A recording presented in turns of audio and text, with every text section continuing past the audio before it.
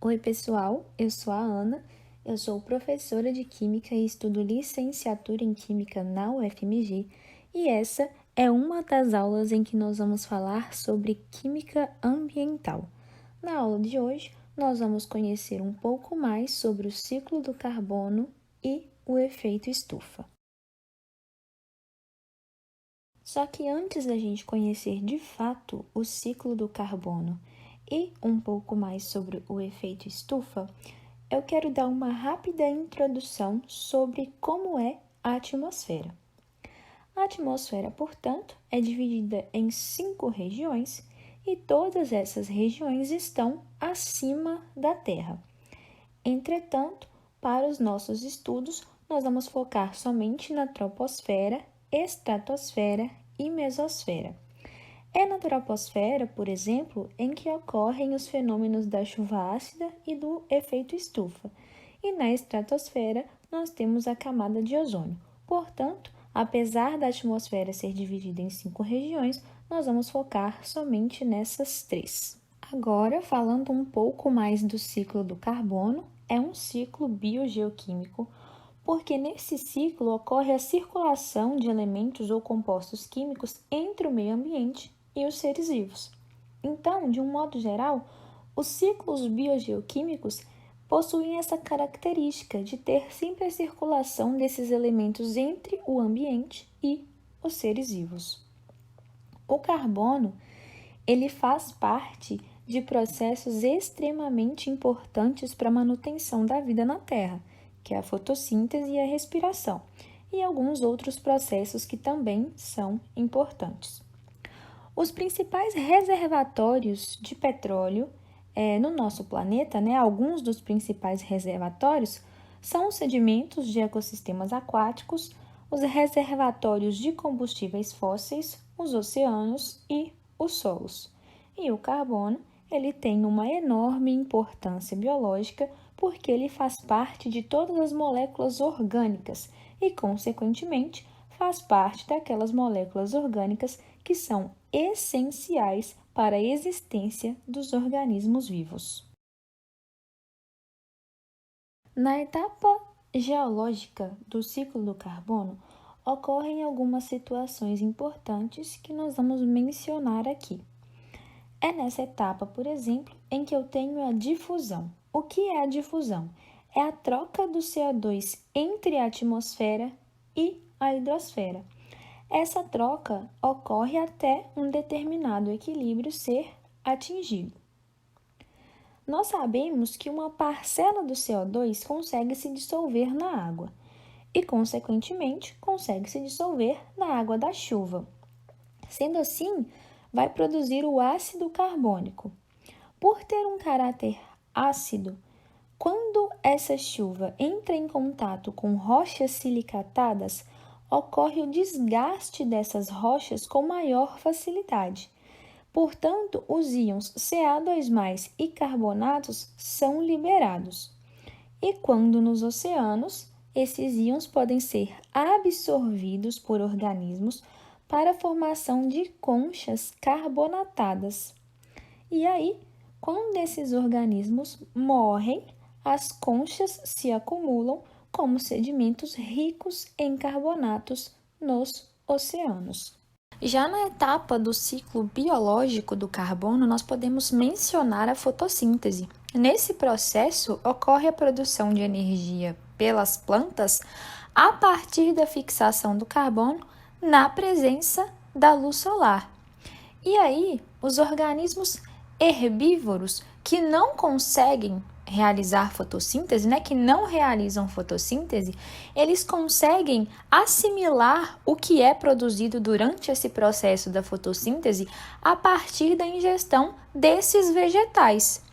E os animais carnívoros, eles assimilam de certa forma esse produto quando eles ingerem esses organismos herbívoros e ocorre a digestão desses animais herbívoros. E aí, o carbono ele pode retornar ao ambiente de diversas formas diferentes, por isso o ciclo do carbono. Então, ele pode retornar a partir da respiração, da decomposição de matéria orgânica, de processos biológicos e também da ação do homem. Agora que nós já conhecemos o ciclo do carbono, nós vamos falar um pouco mais sobre o efeito estufa. Então, o que é o efeito estufa? É o redirecionamento da radiação infravermelha para a superfície da Terra. E isso faz com que a temperatura da Terra se mantenha em uma temperatura ideal para a manutenção da vida. Mas como isso acontece? Bom, a radiação solar, ela consegue atravessar a atmosfera e a maior parte dessa radiação que atravessa a atmosfera é absorvida pela superfície da Terra. Só que parte dessa radiação que não é absorvida, ela é novamente refletida para o espaço com a ajuda das nuvens e também da própria superfície terrestre. E, por fim, uma parte dessa radiação infravermelha que é refletida, ela não consegue retornar para o espaço e vai ser mais uma vez refletida e absorvida, aí será absorvida pelos gases de estufa, que consegue aquecer a superfície terrestre e mantém essa superfície em uma temperatura ideal para a manutenção da vida. Então, os principais gases responsáveis pelo efeito estufa, os gases que conseguem absorver essa radiação infravermelha, são os vapores de água, o gás metano e o dióxido de carbono. O efeito estufa, ele é um processo natural e ele garante a manutenção da vida na Terra. Só que a gente tem que se perguntar por que alguns gases são estufa e outros não. Para isso, a gente tem que ter em mente que em uma molécula, os átomos eles estão em constante vibração. Então, eles se movimentam, eles vibram quando estão em uma molécula. E aí, quando essas vibrações conseguem causar uma alteração no momento dipolar da molécula, ela será ativa no infravermelho e conseguirá absorver e emitir radiação. Então, a princípio, a gente pensa que tudo bem a água ser um gás estufa, porque a geometria, da molécula de água é angular e aí ela teria um momento dipolar diferente de zero, ela seria uma molécula polar e tudo bem ela ser ativa no infravermelho. Só que vamos pensar no caso do CO2. O CO2 é uma molécula apolar. Então, como que ele consegue ter essa capacidade de absorver essa radiação no infravermelho? Por conta dessas vibrações. Quando a molécula de CO2 vibra, ocorre a alteração nesse momento dipolar e aí ela consegue ser ativa no infravermelho. Então, o motivo de alguns gases serem estufa e outros não é esse. E a explicação para o CO2, que no caso é uma molécula apolar, conseguir ser ativa no infravermelho é por conta dessas vibrações. Nós vimos que o efeito estufa ele é um processo natural e necessário para a manutenção da vida na Terra. Eu só queria chamar a atenção que existem outros gases estufa além daqueles gases que nós citamos anteriormente, vapor de água, CO2 e metano. Entretanto, nós só citamos aqui os gases principais, mas existem outros gases que também conseguem absorver essa radiação no infravermelho. Bom, então, se o efeito estufa é um processo natural e necessário para a manutenção da vida na Terra, quando ele se torna um problema ambiental? Bom, ele vai se tornar um problema ambiental quando eu tenho o agravamento desse efeito estufa, quando eu começo a ter uma alta concentração desses gases e esses gases conseguem absorver tanta radiação que vai fazer com que a Terra aqueça mais do que o normal. Então, o problema é quando há o agravamento do efeito estufa.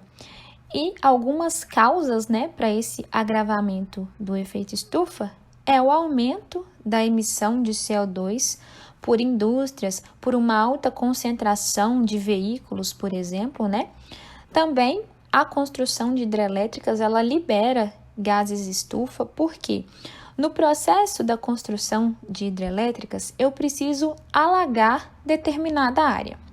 Quando essa área alagada é uma área de floresta, a floresta que está submersa, que ficou logo abaixo da água, ela vai se decompor.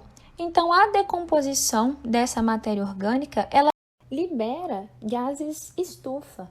A curto prazo, ela vai liberar o CO2 e quando houver total consumo do oxigênio, aí vai passar a liberar o gás metano. Então, uma alternativa para construir hidrelétricas e reduzir o impacto relacionado ao efeito estufa é desmatar a área antes de promover o alagamento, porque aí eu vou evitar com que haja essa decomposição da matéria orgânica.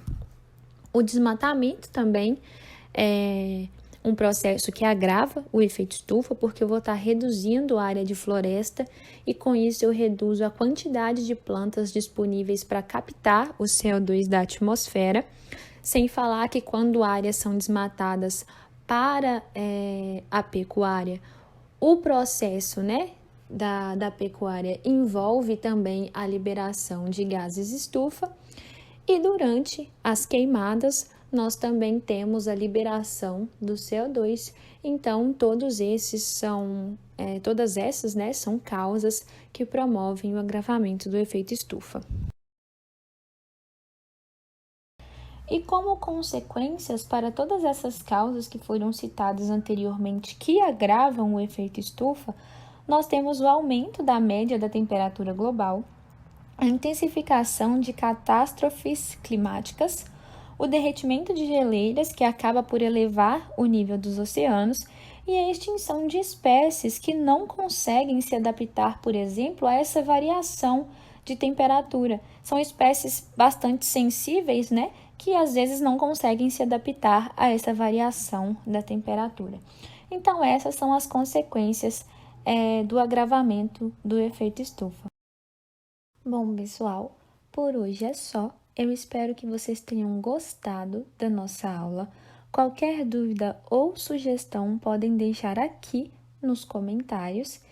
E na aula seguinte, na próxima aula, nós vamos continuar falando sobre química ambiental e vamos focar no fenômeno da chuva ácida.